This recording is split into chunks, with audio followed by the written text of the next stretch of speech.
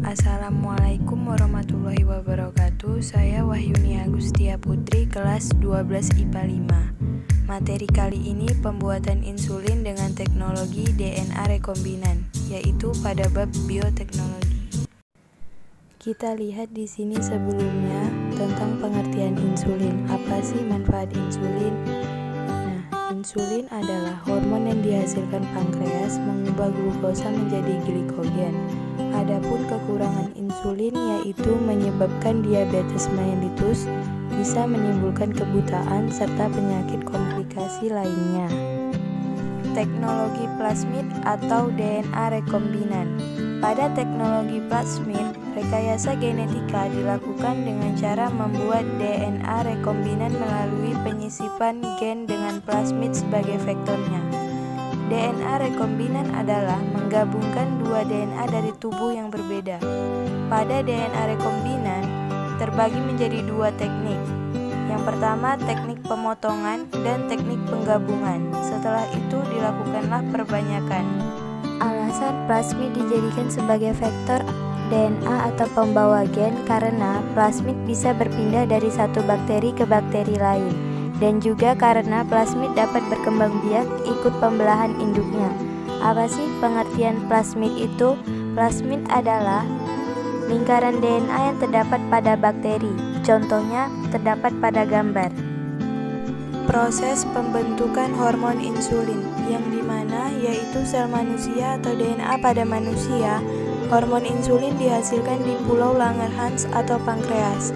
Nanti diambil DNA-nya, lalu dipotonglah DNA insulin menggunakan enzim endonuklease retriksi atau disebut dengan gunting DNA.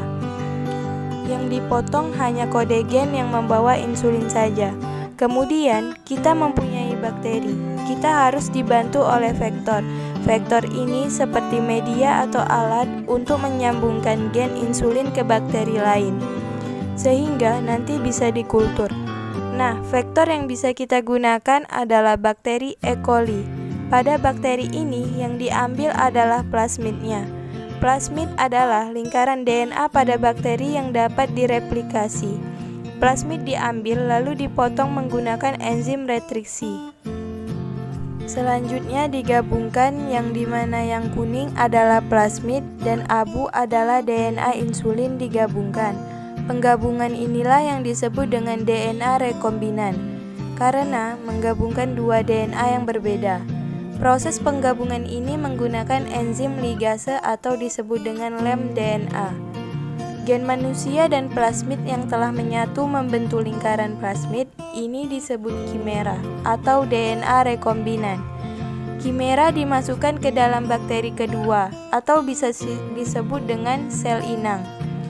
Sehingga bakteri akan berkembang biak menjadi banyak. Seperti yang kita tahu, bakteri bisa membelah diri, transduksi, transformasi. Jadi ada banyak cara bakteri berkembang biak. Ketika sudah berkembang biak, maka dari bakteri ini dia mengandung DNA insulin. DNA atau gen insulin inilah yang akan dikultur atau diperbanyak. Nanti yang akan diambil yaitu DNA insulinnya atau hormon untuk dijadikan obat. Seleksi klon bakteri.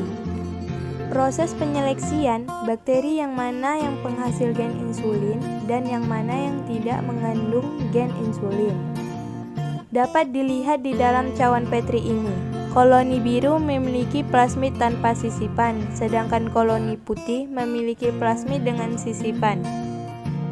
Di mana koloni dengan plasmid non-rekombinan akan berwarna biru, sedangkan koloni dengan plasmid rekombinan akan berwarna putih.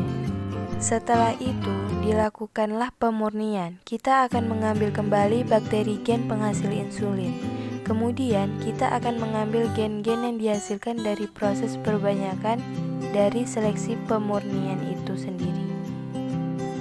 Kesimpulan dari pembelajaran kita hari ini, yaitu insulin adalah hormon di dalam tubuh manusia untuk mengurangi kadar gula. Fungsi insulin diantaranya membantu pembakaran dan penyerapan glukosa oleh sel badan, mengimbangi paras glukosa di dalam darah dan mencegah kencing manis, membantu sel menyimpan tenaga dalam bentuk glukosa di dalam hati, dan membantu proses penyimpanan glukosa berlebihan dalam bentuk lemak di dalam hati.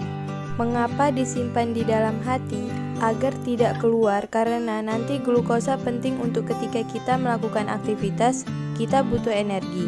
Energi didapat dari bahan baku glukosa.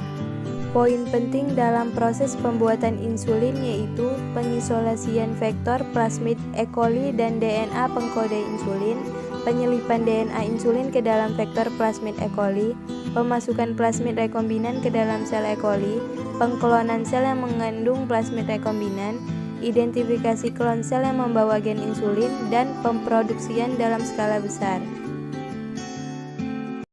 Sekian penjelasan dari saya tentang materi proses pembuatan hormon insulin. Assalamualaikum warahmatullahi wabarakatuh.